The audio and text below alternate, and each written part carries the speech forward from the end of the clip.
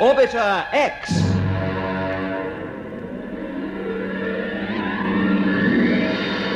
Episode 13. The net closes.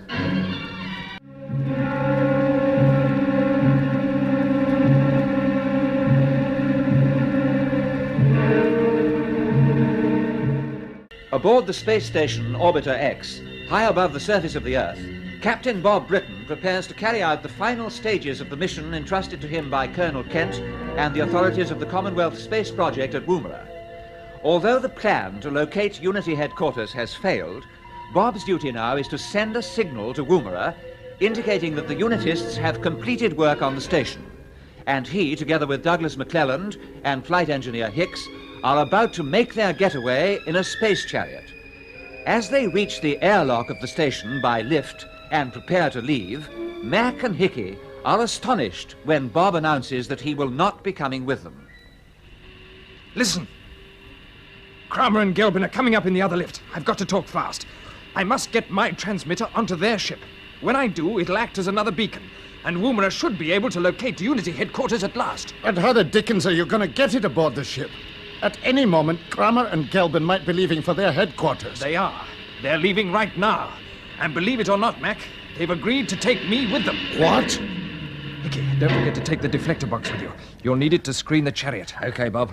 What are McClellan and Hicks doing here, Britain? There is no question of them coming with us. No, of course not, Kramer.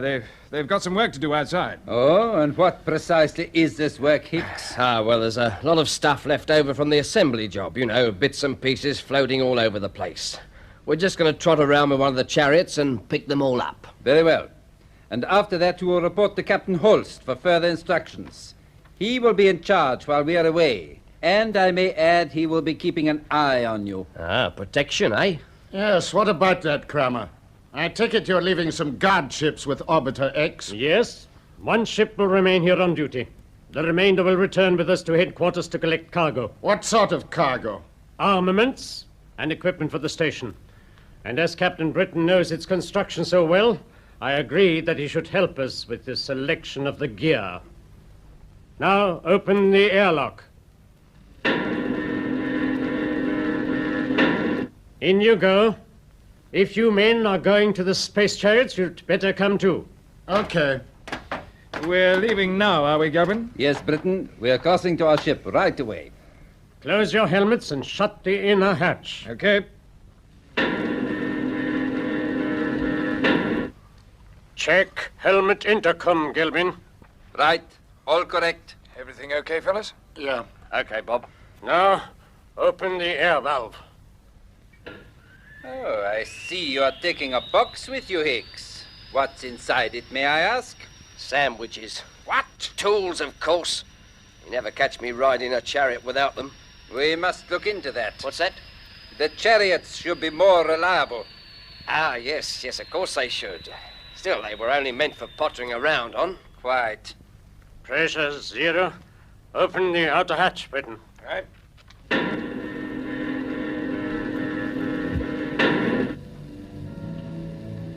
You know, Gelbin, great mechanical achievements never fail to stir me. Just look. Here we are standing in the hub of a great wheel, 1,000 miles above the surface of the Earth. And inside the rim of the wheel, a handful of men can live and work and shape the destiny of the whole world. Wonderful. And each day, they'll be able to examine every square foot of the globe down there. From now on, nothing can be hidden from the eyes of Unity. Nothing. Bob, have you any final instructions for us? No, I don't think so, Mac. Everything's clear, isn't it? Yes, our job's simple enough. Sure. We'll just go ahead. Good. We shall need our jet pistols to cross over to the ship, Britton. Are you ready? Yes, I'm ready. Sure, Mac. Bye, Hickey. All the best. See you soon, Bob. All right, Gelbin. All right, Britton. Here we go.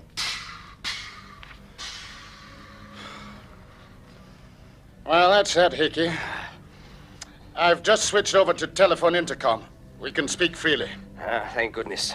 All this is a bit of a shake-up. That's putting it mildly. What beats me is why Bob didn't put us in the picture earlier. I think he was afraid we'd talk him into taking us with him. Yes, I suppose so. But we'd better get cracking, and let's hope that Bob has started transmitting the signal.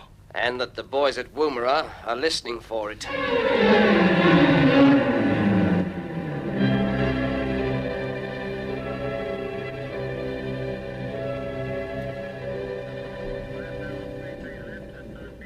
How's the interference level, Brown? Just the same, sir. And still nothing on the special sound channel? No, not a thing. Any news, anybody? Ah, it's you, Captain Knight. Yes, sir. No, I'm afraid there's nothing to report. That ship of yours must just about be taking root out there on the launching platform. Yes, it has been ready for takeoff for rather a long time. In fact, the the ground staff are talking about planting a few creepers round it. Yes, well, do you think we shall ever get the call-up signal from Bob, Colonel Kent? Well, I think so, but the minister seems to have given up hope. He's actually gone into Canberra to discuss a new plan of action. Or something big, do you mean? Yes. You see, the whole fleet is now fitted out with arms and deflectors, and it could give a pretty good account of itself. Yes, I'll say it could. And with the new radio equipment, our transmitters can be heard over the interference without the unitists being any the wiser. So the element of surprise would be completely on our side. Colonel Kent, listen! There's something coming through on the special channel. Huh? By George, yes, at last, the signal we've been waiting for. Brown, make sure the direction finders get onto it right away. Okay, Colonel. Hello, DF. Check transmission on special channel, please. Urgent. So this is Bob's signal. Yes, and you know what it means? Orbiter X is complete and the boys are crossing over to Orbiter 1. Can I have permission to take off and pick them up, sir? Just a moment, we'll check the origin first. Direction finders say the transmission is definitely coming from Orbiter X, sir. Good. You can get down to the launching platform, Captain Knight. Thank you, I'm on my way. Hold it 1 second, Chris. Why, what's wrong? The transmitter sending this signal is moving. So is Orbiter X. Yes, but it's moving away from Orbiter X. What? DF are feeding a tracking chart through to us now, sir. Look, it's coming up on the central monitor. Yes, I see. What do you make of it, sir? Well, I think I know what's happened.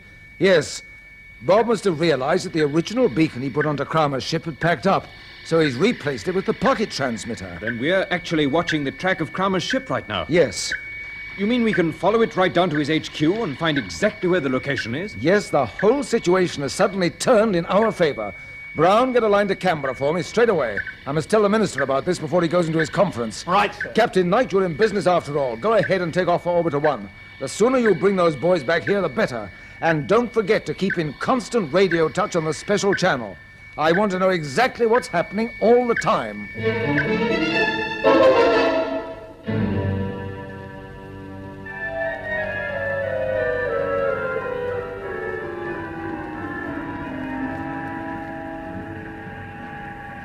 Well, we're clear of the space station, Hickey, old boy. If my navigation's right, we ought to pick up Orbiter 1 on bearing ZN74TK5. Yes. Anyway, concentrate your radar sweep in that area. Okay, Mac, but the interference is all over the screen. We won't be able to see anything much until we're practically on top of it. Can't be helped. We'll just keep to our course, hope for the best. This reminds me of the time we used a chariot to get aboard Orbiter 2. Bob was with us then. Yes, I remember. You said it was a pity we couldn't have a picture of ourselves. 3 little men in spacesuits sitting on a sort of flying car chassis with a couple of tiddly little jets stuck on the back. And now there's only 2 little men. Ah, well, we haven't finished with Kramer yet. We haven't started, you wait. If Bob's plan works and CSP find Unity headquarters, my bet is Kramer's had it. Yes, and I reckon you're right. And if we can get back to Woomera and tell Colonel Kent that there's only one guard ship on duty on Orbiter X, the CSP fleet can come out and take it over without too much trouble. This should be a piece of cake. I don't think that Unity fellow, what's his name, Captain Holst, can be a very bright spark. Well, they gave him the slip, all right. And I suppose he didn't have a chance of tracking us when we turned on the deflector set. He's probably written us off as lost in space. I don't suppose he's going into mourning. Hey, I was saying, look, Mac, there's something on the screen. Look, Where? a couple of blips. You can just see them between the interference ripples. Yeah, They're moving towards one another. Yes, I see them. Yeah, Orbiter 1 and the relief ship. They can't be anything else. Open the jets, Hickey. Right. Give them full boost. There's no speed limit here, my boy.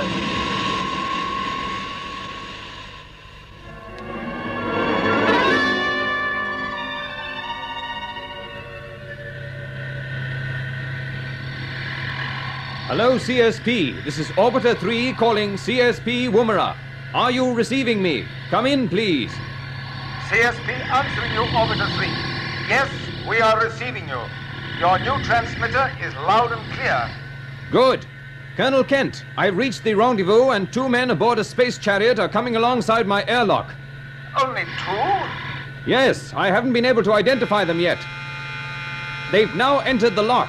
They'll be through into the cabin in a moment. Stand by, please. Standing by. Keep your transmitter switched on. Right, sir, I will. Here they come. It's Mac and Hickey. Welcome aboard, fellows. Chris, hello. Good to see you, sir. It's good to see you. Colonel Kent's listening on the radio. Hello, Mac. Hello, Hickey.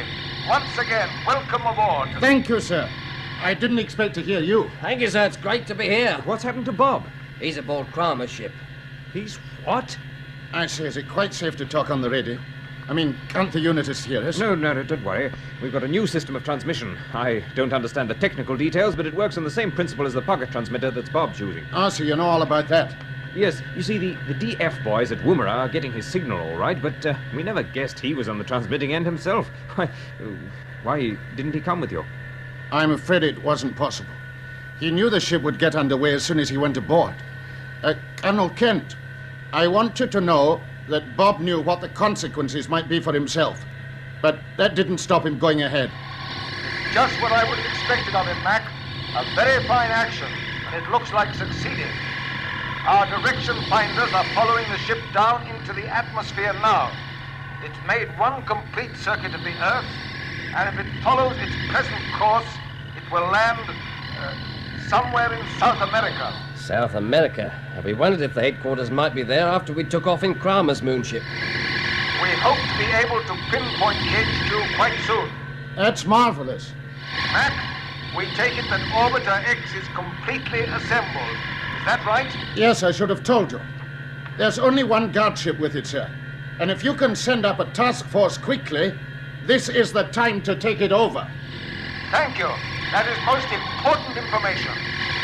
Is there anything else you have to report immediately? Well, I've an idea that would involve Captain Knight. I don't know how you feel about this, Chris. What is it, Mac? Well, although we don't know where the Unity headquarters are just yet, Hickey and I have been there, and we know the layout pretty well. Yes, we do. And I think I know what you're going to say, Mac. Once CSP tell us the exact location, I was wondering if Chris would land us somewhere in the area. Yes, that's it. The country is mountainous. We could probably touch down within 10 miles of the HQ without being spotted. Exactly. And you and I could then make our way to the headquarters and get in through the back door. Do you remember how Kramer brought us out through those tunnels? Yes, of course. We could go in by the same route. And with a bit of luck, we'd find Bob and bring him back to the ship. What do you say, Chris? Well, I'm for it, but there is one point. After we land, I'll come to the headquarters with you. Colonel Kent, did you hear all that? Yes. And I may say that our conversation is being piped through to Canberra, where a special committee is also listening. I am consulting the minister now. Oh, I'd have put on my telephone voice if I'd known. Oh, I hope I haven't mucked up our chances. No, it's a great idea, Mac. And after we've landed, we can use the rotorcycles. Motorcycles? No, you clot. Rotorcycles. Oh, yes. Yeah, you know, the one-man helicopters. Yeah. I've got a couple on board.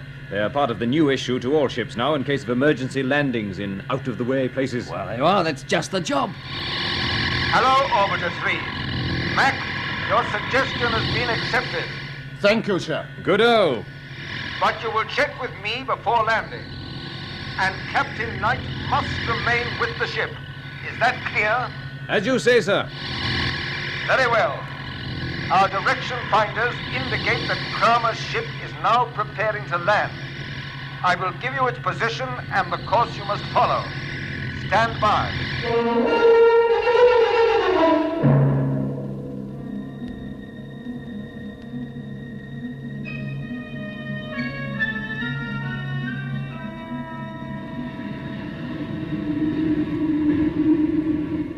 You seem very interested in our destination, Captain Britain. Obviously. I guess that your headquarters might be in South America, but I still can't see exactly where you're heading. We are heading towards the small republic of Kazala. Kazala? Oh, so that's it. Yes. When I founded the Unity organization, I realized that I should have to establish my headquarters in a small country whose government would be prepared to cooperate with me. I approached the president of Kazala and explained the position. Weren't you taking rather a chance? No. I knew my man, and I knew he valued his life. Also, he was interested in the fact that power no longer depends on the size of a country's population. With the help of science, a small country can lead the whole world. Check your safety straps. I am about to open the retrojets for the touchdown. Good. We are over Kazala now, Britain. As you see, it's almost entirely mountains and jungle. Yes. Perfect camouflage for the Unity headquarters.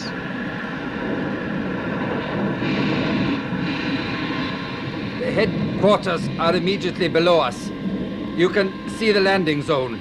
EHQ calling Unity 5.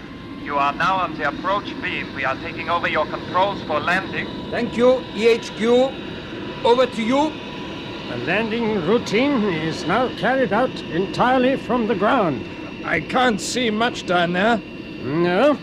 The headquarters are mostly below ground. Only a few buildings are visible from the air. They're well camouflaged. We have no wish to draw attention to ourselves. What about the local population? There were a few Indians there, but they have been moved away. Prepare for touchdown.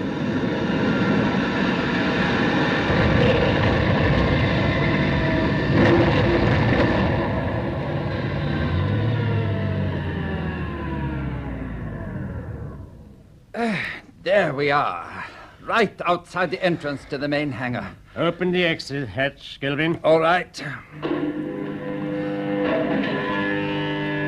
Now, follow me, Captain Britain. Oh, the gravity's almost overpowering after being in space so long. We shall soon get used to it. Come into headquarters before our escort ships land. Their retrojets can be highly dangerous from the moment they begin their approach runs. Okay. You know, Kramer, I didn't expect you'd let me see all this. But we aren't taking any chances with you. In due course, you will be going through an examination which is designed to test your loyalty. Oh, what do you mean? We mean that you cannot become a member of Unity until we have looked into your subconscious mind and satisfied ourselves that you really are dedicated to the cause of Unity world government. Now we turn into the main corridor. Ah, yes, I remember this. I remember the sound of the generators, too.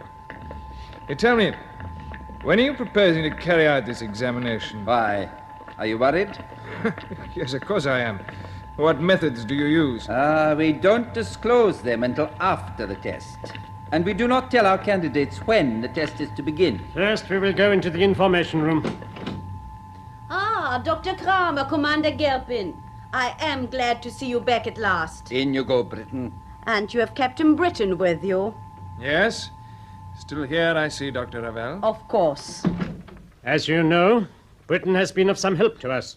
He may join the organization, subject to test, of course. Oh, I see. Have you been in touch with Moonbase? Yes, all is well. But all is not well at the headquarters of the Commonwealth Space Project. What's happened? It looks as if Captain Bradley has defected. What? The contact warned us about him in the last signal from Australia. He said that he would call back with more information, but we've heard nothing.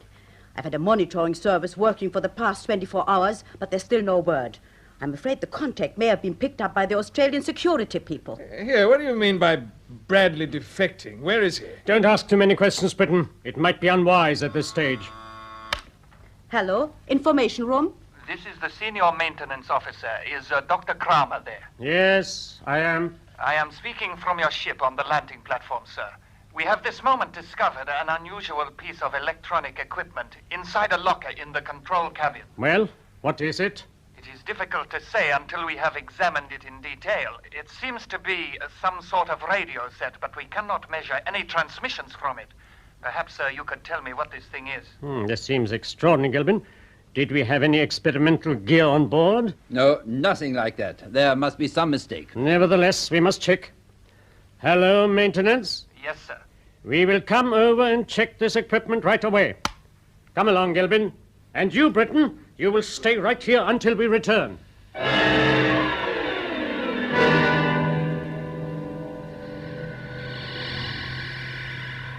CSP, Woomera calling Orbiter 3.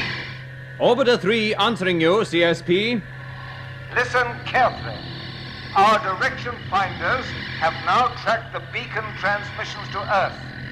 Kramer's ship has landed in the small South American republic of Kazala. The bearings of his HQ from your position are QJ 54TX9. Repeat, please. QJ 54TX9. Mark that on the chart, Mac. Okay. You will see from the chart that the location is well concealed by the natural contours of the country. Yes, it is too. Yes, there seem to be mountain ranges all round it. I suggest that you land in the region of Mount Cassis. Will you check that, please? Mount Cassis. Yes, I've got it. About 18 miles southeast of Unity headquarters. Can you make a landing on the flat ground to the north, Chris? I should think so. According to the chart, sir, it looks pretty deserted. Good. Now listen. When you reach the headquarters, your first consideration will be for Captain Britain. Next, you will obtain such information as you can about the Unity organization. If possible, get a list of members. Finally, you will carry out sabotage to the best of your ability. Understood, sir. Right. Go in and land. Good luck, Orbiter 3.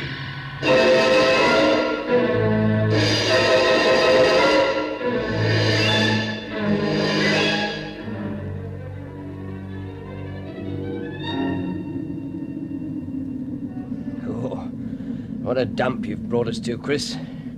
Everything's grey like slate. Mountains and all.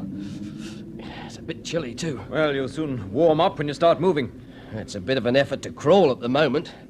I feel like a heavyweight run to seed. Well, give me a hand with one of these rotorcycles. Okay. Right, I'll help. You're not telling me this thing can really fly. You know it can. I haven't used one before. Well, get it out and I'll explain how it works. I've got it. Good. We may as well heave the second one out while we're at it. Okay. Here it comes, Hickey. Right. Now, open up your machine, Mac. As you see, it consists of a seat with a small power unit behind it, and that drives the rotor blade which buzzes over your head. Yeah, I know all that. Just show me the controls. Okay, get into the seat. All right. Now, you've got one lever for elevation and turning. Yeah, simple enough. Throttle control here, and a starter button. Yeah. You got all that, Hickey? Yes, okay. Is that the lot, Chris? Yes, sure. And the machine can lift a couple of men at a pinch, so you can bring Bob back with you by air. Well, well. What's the ceiling? 12,000 feet. It's enough to get you through the mountains and over towards Unity headquarters. Yes, I know the bearing to follow, but we'd better stop about a mile before we get there, Hickey. Otherwise, those blighters will hear us. By cutting the engine, you'll find you can glide quite a way with the rotor spinning. What are you trying to do? Finish us off? Oh, well, of course. Anything for a laugh. Are you all right too, Hickey? Yes, fine. Right, now start up, both of you, and I'll be here waiting for you when you come back. Well, all the best, chaps. Thanks, Chris. We'll be back with Bob. Don't worry. Let's see if these things really work, shall we? Oh, yes, they do.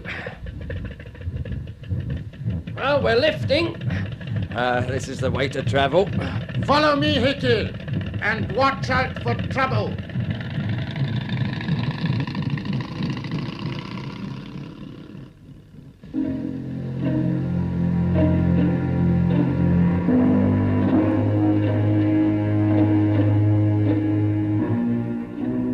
Dr. Kramer's away a long time, Bob. Tell me, have you any idea what it is they have discovered on his ship? Yes. Yes, I know only too well. Why, what do you mean? What is it? Greta, I'm afraid I'm in trouble. You helped me the last time I was here with Mac and Hickey. I shouldn't have done it, but I couldn't help remembering our student days. You never noticed me very much, but I never forgot you, Bob. And I'm not going to forget you. That's why I'll tell you about this thing they found on the ship. It's a radio transmitter. What? Yes, I used it as a radio beacon. My people at CSP will have been listening for it, and they'll have tracked it right here. But the interference... It makes no difference. The transmissions bypass it. Unity's finished, Greta. You must get away before it's too late. Oh, you don't know what you're saying. Yes, I know very well what I'm saying. There's a good possibility that these headquarters will be blown sky high. You must go while you can. You really are serious, aren't you? Yes, I am. And what if I tell Kramer what you just told me? It doesn't matter. As soon as he sees the transmitter, he won't need to be told what's happened. He'll know. And do you know the penalty you'll pay for this? I got a pretty good idea. You're very calm about it. Well, there's not much I can do. I can't get away. Oh, you stupid idiot. You've no excuse for this. No, none at all. Oh, then why did you do... There he is, the treacherous dog! What have you got to say for yourself, Britain? What about? You know perfectly well. Who gave you the transmitter? I have nothing to say. Leave him to me, Kramer. I know how to deal with traitors. Traitors? I've never become a member of your foul organization. That's enough. One moment, Gelbin. Captain Britain, you have tried to play a double game, but as far as you are concerned, it is all over. I fully realize that. I thought you might. So I want you to know the full measure of your achievement as it affects your friends in the Commonwealth Space Project. You see, you have not only tricked us, but them as well, because you have brought about their total annihilation.